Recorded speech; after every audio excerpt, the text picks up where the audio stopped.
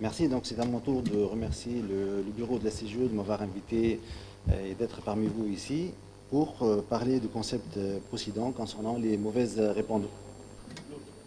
L'autre, l'autre micro.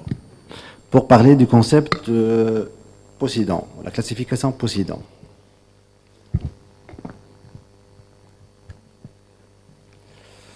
Donc je commence en guise d'introduction. Les mauvaises répondeuses, c'est une population qui est de plus en plus fréquente, puisque l'estimation, la fréquence, elle est estimée entre 5 à 20 ou 5 à 30% en fonction du série, et puisque de plus en plus on voit des patientes qui sont en âge avancé, qui sont désireuses de grossesse.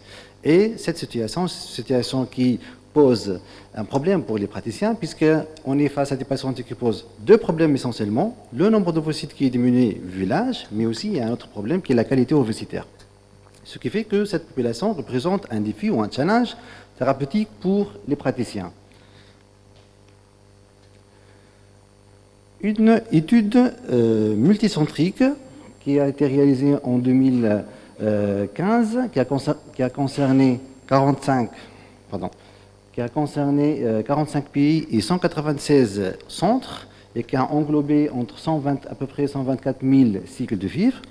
Pour évaluer quelle définition de mauvaise répondeuse nous disposons, elle a trouvé que la définition dépend du praticien, dépend du centre, et à peu près 70% des praticiens définissent une mauvaise réponse ou mauvaise répondeuse en fonction du nombre d'ovocytes recueillis le jour de la ponction, qui est inférieur à 4.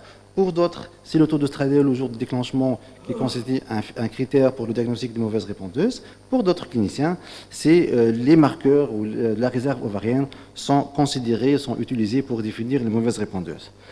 Alors, on remarque qu'une autre étude qui a été faite par Polyzos en 2011, c'est une méta-analyse qui a regroupé 47 études, et on voit que sur les 47 études, on a trouvé 41 définitions. Et pas plus de 3 études ont été utilisées dans la même définition, ils ont utilisé la même définition, et il y a des études, dans la même étude, on a utilisé plusieurs définitions. Ça veut dire quoi? Ça veut dire que nous disposons jusqu'à maintenant d'un grand nombre de définitions pour définir ces mauvaises répondeuses. Et ça veut dire quoi? Ça veut dire que toutes ces études ou ces méta-analyses qui ont été faites sur des patientes qui sont sur une population qui est hétérogène. C'est-à-dire hétérogène puisqu'ils ne répondent pas aux mêmes critères d'inclusion dans ces études, puisque ce n'est pas la même définition qui a été utilisée dans toutes les études. Et par conséquent, là, on peut avoir des doutes sur les conclusions qui ont été émises par ces études. Donc, l'hétérogénéité de ces études fait que c'est urgent maintenant d'avoir une définition claire, nette, qui repose sur des paramètres bien définis pour pouvoir comparer ces patientes et voir les différentes thérapeutiques et évaluer les différentes thérapeutiques sur ces patientes, il faut toujours garder à l'esprit que ces patientes-là représentent un défi thérapeutique, un challenge, puisque l'objectif final, c'est d'avoir, comme a dit Dr Brown, un bébé à la maison. Une définition a été donnée par les Schreux, c'est le consensus des Schreux qui a donné les critères de Bologne pour définir une mauvaise répondeuse. Alors, pour retenir une mauvaise répondeuse, il faut 2 des 3 facteurs. L'âge maternel qui est supérieur ou égal à 40, ou d'autres facteurs de mauvaise réponse associés. Deuxième critère, un antécédent de mauvaise réponse à la stimulation ovarienne avec un nombre de follicules inférieur à 3 ovocytes. Troisième facteur, c'est la réserve ovarienne avec un compte folliculaire antral inférieur à 5 ou une AMH comprise entre 0,5 et 1 nanogramme. Deuxième situation, lorsqu'on a 2 épisodes de mauvaise réponse ovarienne à une stimulation maximale avec une mauvaise réponse, là, on retient le diagnostic d'une mauvaise réponse. C'est bien, c'est une excellente définition. Elle permet de homogénéiser, entre guillemets, toutes les séries et les patients, sauf que cette définition, elle présente des points faibles et présente des inconvénients. Le premier inconvénient, c'est que tous les patientes qui sont regroupées sont hétérogènes. On va voir par la suite pourquoi. Deuxième point, c'est qu'une mauvaise répondeuse définie selon ces critères peut être aussi bien une jeune femme ou une femme âgée, et ça diffère. Ça diffère en quoi? En qualité ovocitaire et par conséquent en quantité, en fréquence de ploïdie. Combien on a d'embryons euploïdes? Ça, c'est très important. Deuxième critique, une mauvaise réponse peut être attendue lorsqu'on a des mauvaises réserves ovariennes. Ça, c'est attendu, cette réponse. Mais on peut voir une mauvaise réponse qui est inattendue chez des patientes qui présentent une bonne réserve ovarienne. Et là, c'est un autre défi de voir pourquoi ces patientes-là répondent mal, malgré qu'elles ont une réserve ovarienne normale. Donc, plusieurs critères. Les critères de Bologne ont été critiqués, notamment le cut-off of âge. L'âge qui a été choisi, supérieur à 40 ans, est très critiqué par plusieurs auteurs. On va voir dans les différentes séries pourquoi ça a été critiqué. En fait, l'âge des patientes, l'âge intervient sur la quantité. Si les femmes âgées, donc on a moins de follicules, mais aussi intervient sur la qualité. On a une étude qui a été faite par qui en 2013 qui a évalué le taux de naissance vivante en fonction de l'âge. On a trouvé, ce sont des patientes qui ont été incluses dans ces études en fonction des critères de Bologne.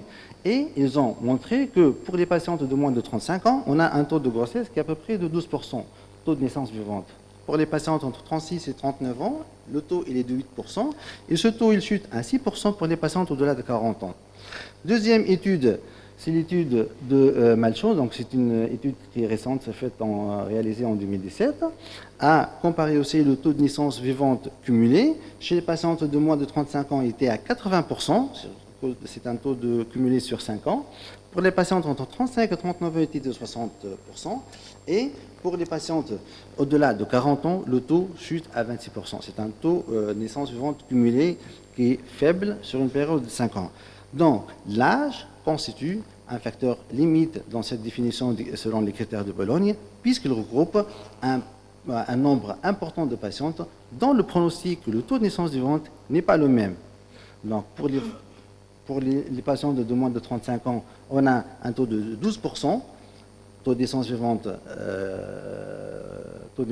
mais par contre, pour les patientes au-delà de 40 ans, le taux passe à 6%. Donc, sur le critère âge, cette définition ne donne pas un groupe homogène à étudier. La réserve ovarienne, certains auteurs, ils ont critiqué cette définition concernant la réserve ovarienne et ils pensent que l'intervalle considéré comme compte folliculaire antral entre 5 et 7 et comme un MASH entre 0,5 et 1,1, c'est un intervalle qui est assez large puisque c'est tout à fait normal pour des patientes au-delà de 40 ans de trouver un MASH aux alentours de 0,5 ou 0,6.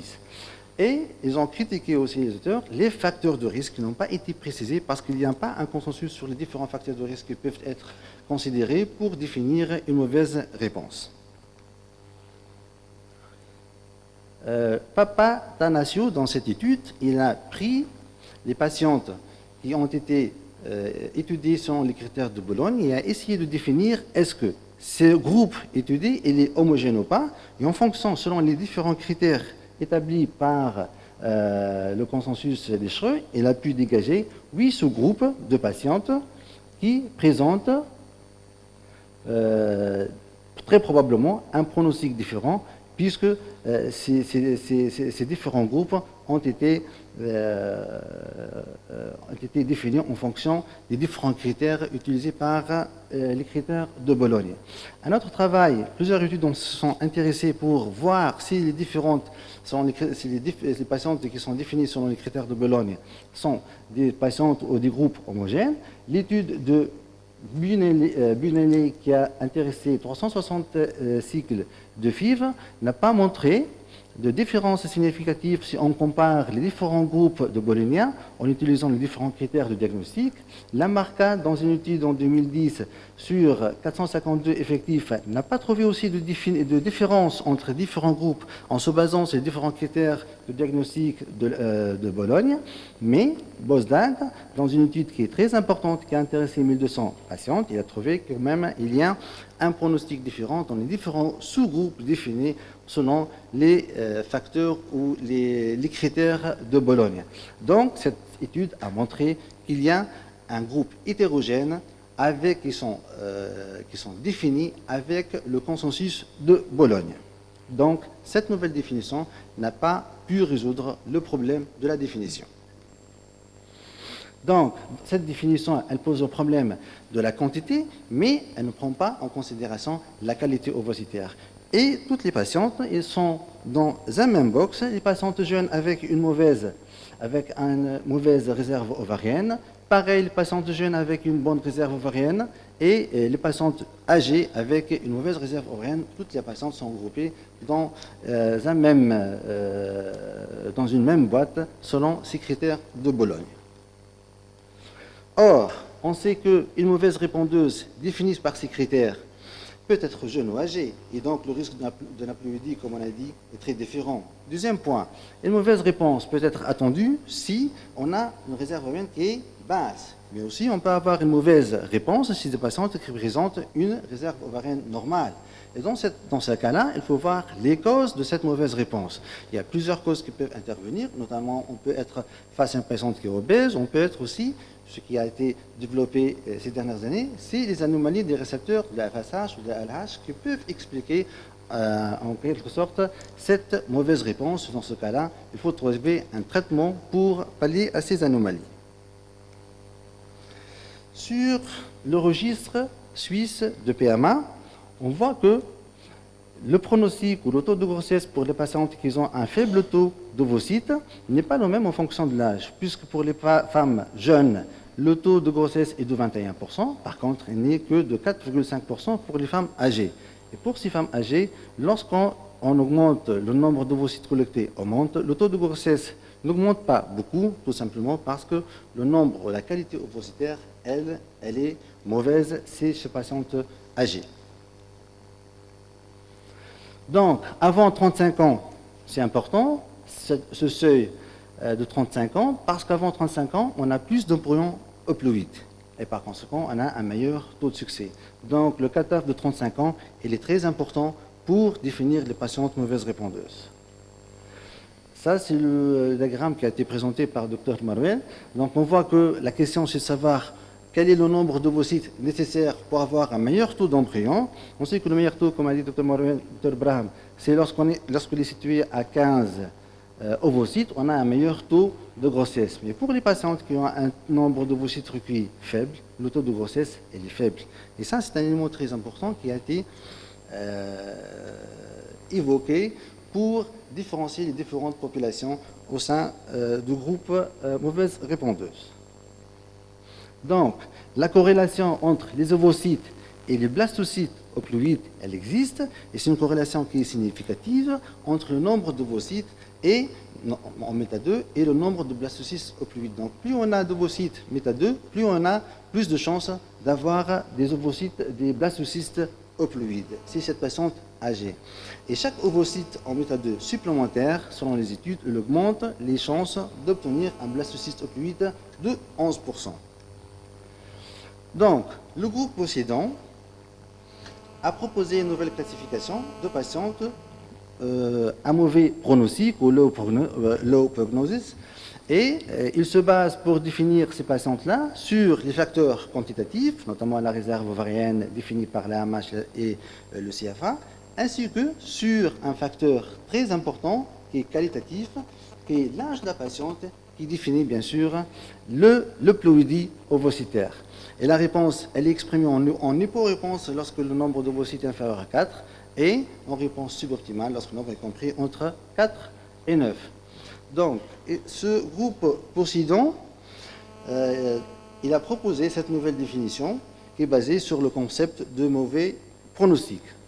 Alors, il divise les patientes en 4 groupes. Le premier groupe, c'est le groupe des patientes qui sont jeunes, qui ont moins de 35 ans, avec une réserve ovarienne qui est normale, un compte folliculaire antral supérieur à 5, une AMH supérieure à 1,2.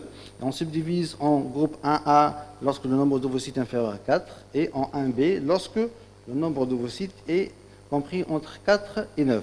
Le groupe 2, ce sont les patientes plus âgées, donc là j'ai compris entre supérieur à 35 ans, avec un compte folliculaire antral supérieur à 5 et une AMH supérieure à 2. Donc les deux groupes, ce sont des groupes avec une bonne réserve ovarienne, mais là, ils diffèrent par l'âge. L'âge est un élément très important, est un critère discriminatif important pour le groupe possédant. Le groupe 3, c'est le groupe des patientes qui ont moins de 35 ans, donc ce sont des patientes jeunes, mais ils ont une réserve ovarienne qui est faible, avec un compte folliculaire antral inférieur à 5, et une AMH inférieure à 1,2 nanogramme. Le quatrième groupe, c'est le groupe des patientes qui ont plus de 35 ans, c'est le groupe de patientes qui sont âgées, en plus d'une réserve ovarienne qui est faible, avec un CFA inférieur à 5 et une AMH inférieure à 1,2. Donc là, c'est le groupe de très mauvais pronostic, puisque non seulement la quantité elle est faible, mais aussi la qualité ovocitaire elle est diminuée sur ce groupe de patientes. Donc, le groupe possédant, avec cette nouvelle définition, il a introduit le concept de deux catégories de réponses. C'est les faibles réponses, c'est-à-dire on a pour une plus forte dose de gonadotrophine ou une stimulation prolongée nécessaire, on peut obtenir plus que 3 ovocytes. Pour les réponses suboptimales, c'est-à-dire lorsqu'on requiert entre 4 et 9 ovocytes, ils sont associés à un plus faible taux de naissance cumulée. Toutefois, il y a d'autres études qui ont montré que même pour ce groupe de patients s'ils sont jeunes, si on a un nombre d'ovocytes entre 4 et 9, le taux de grossesse de naissance vivante est ressemblable avec les patientes qui ont un nombre de follicules entre 10 à 15. Le deuxième point fort de cette nouvelle classification, c'est qu'il combine les paramètres qualitatifs et quantitatifs, et ça c'est important dans cette nouvelle classification. Le facteur qualitatif, c'est-à-dire la qualité ovocytaire, et plus précisément l'euploïdie, les embryons ou les blastocystes euploïdes qui peuvent faire la différence entre le taux de grossesse des différents groupes. Donc, le but de cette classification, c'est d'améliorer la prise en charge de ces patientes, de promouvoir une approche plus individualisée concernant ces différents groupes de patientes, puisque là, on est face à des patientes qui n'ont pas le même pronostic, ce sont des patientes différentes, et d'identifier une population plus homogène pour pouvoir faire des études cliniques qui peuvent nous donner des conclusions plus valables.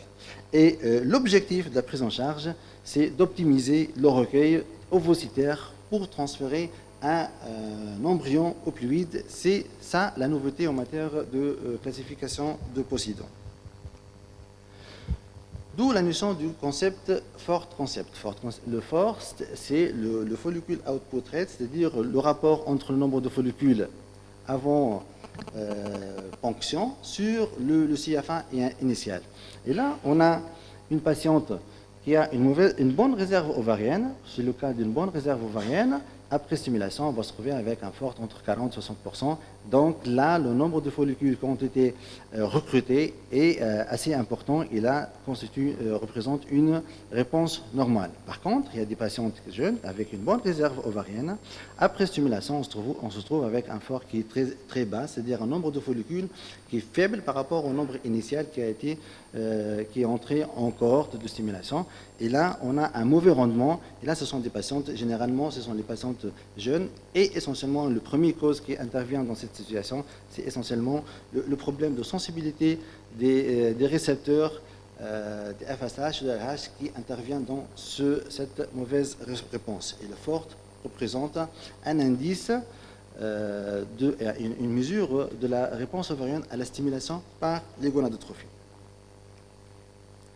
Pareil, chez 15 patientes, 15% des patientes normogonadotropiques avec une bonne réserve ovarienne et bon pronostic, on peut se retrouver avec une mauvaise réponse. Et cette situation, elle est essentiellement en rapport avec une hyposensibilité aux récepteurs de FSH ou de LH. Et le traitement, on va voir par la suite quelles sont les conséquences thérapeutiques de cette situation. Le recueil ovocytaire est très important. Et comme l'a dit, il y a une corrélation entre le nombre d'ovocytes et le blastocyste euploïde. Et on sait que les études ont montré que le recueil d'un ovocyte supplémentaire augmente de 5% le taux de grossesse en FIV. Et chaque ovocyte en méthode 2 recueilli, il permet d'augmenter les chances d'obtenir un blastocyste euploïde de 11%. D'où l'importance d'avoir un nombre maximum d'ovocytes pour augmenter les chances de recueillir, d'avoir un maximum de blastocystes euploïdes. Une étude de Dracopoulos qui date de 2016 qui a étudié le taux de naissance vivante en fonction du nombre d'ovocytes. Il a trouvé pour les patientes de moins de 30 ans et moins, il a trouvé que lorsqu'on recueille entre 1 et 3 ovocytes, le taux de naissance vivante est de 22%.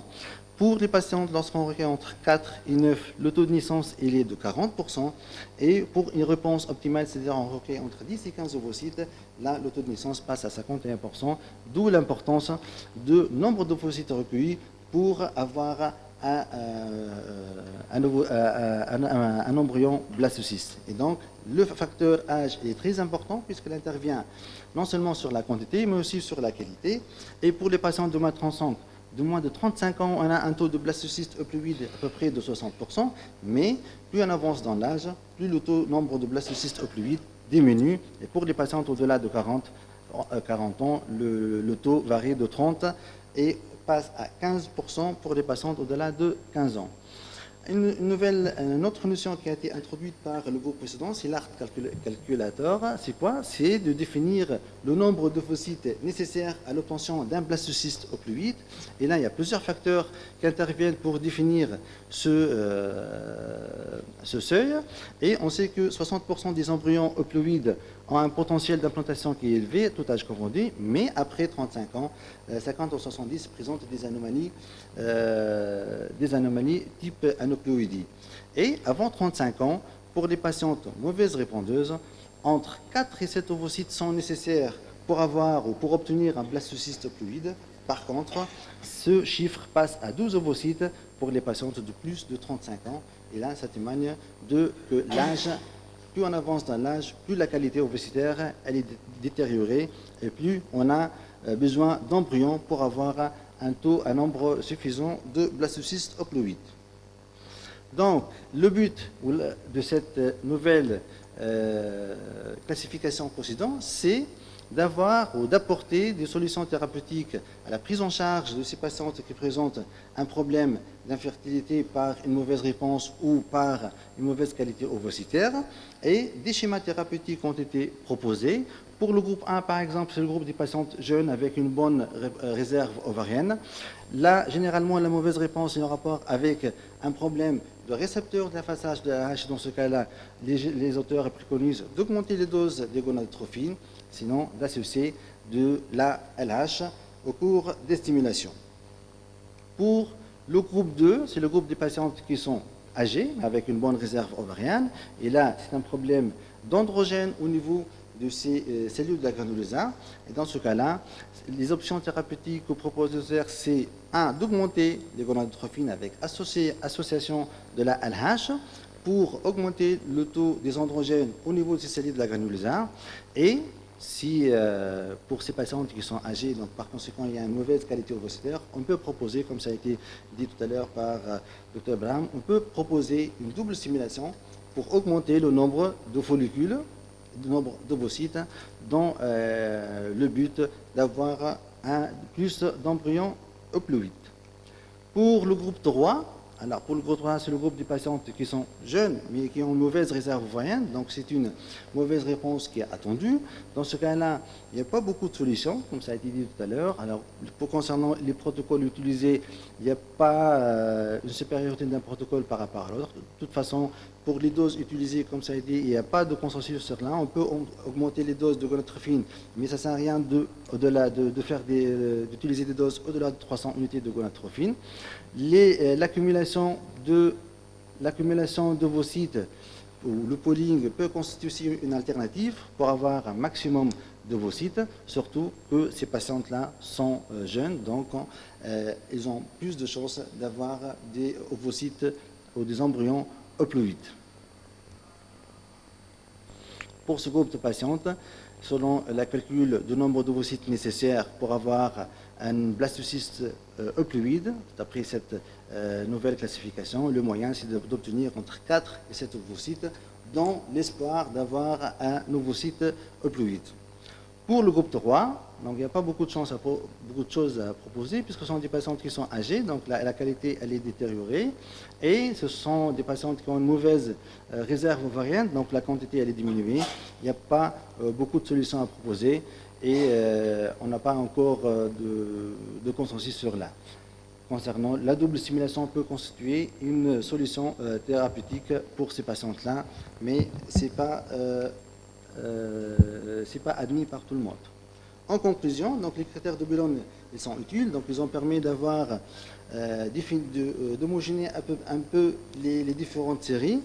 La sensibilité à l'affaissage doit être prise en considération, surtout avec le fort test pour définir le groupe des patientes, surtout qui sont jeunes et qui ont une mauvaise réponse ovarienne. Donc c'est une réponse qui est inattendue. Les hyporéponses, elles méritent d'être individualisées car le pronostic de fertilité est globalement moins défavorable. Et enfin, la proposition du groupe précédent permettront de mieux homogénéiser les patientes et d'avoir des séries sur un nombre sur des patientes qui sont homogènes et par conséquent on peut avoir des conclusions plus valides. Et je vous remercie.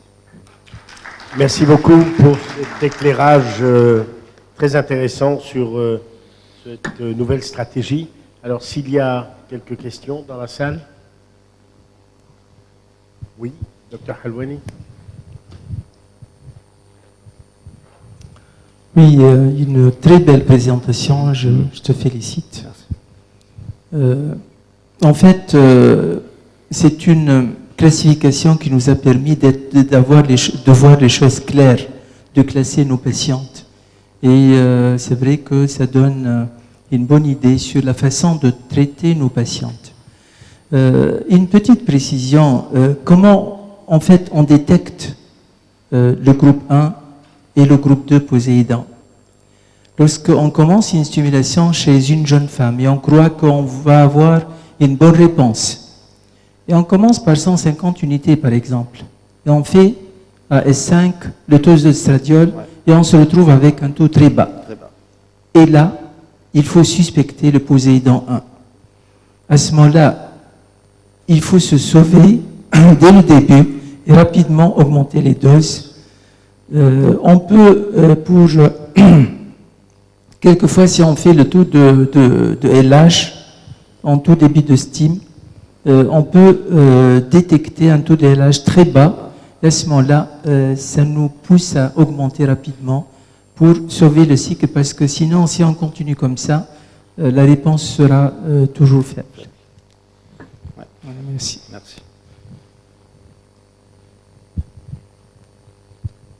Oui, Madame Guivert.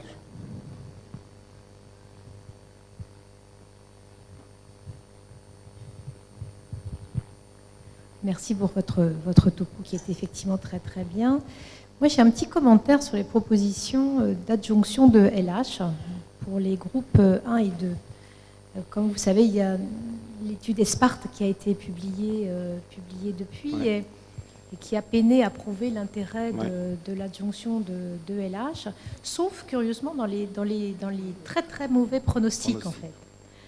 Donc voilà. Donc, je voudrais rester un peu plus peut-être réservé sur l'intérêt. Je crois qu'il n'y a rien de prouvé encore sur l'intérêt de l'ALH systématique dans ces mais comme a dit Dr Halwani, si jamais on dose le LH, on trouve que le taux il est faible. Dans ce cas-là, je pense que c'est nécessaire d'associer la LH au cours de stimulation chez ces patients.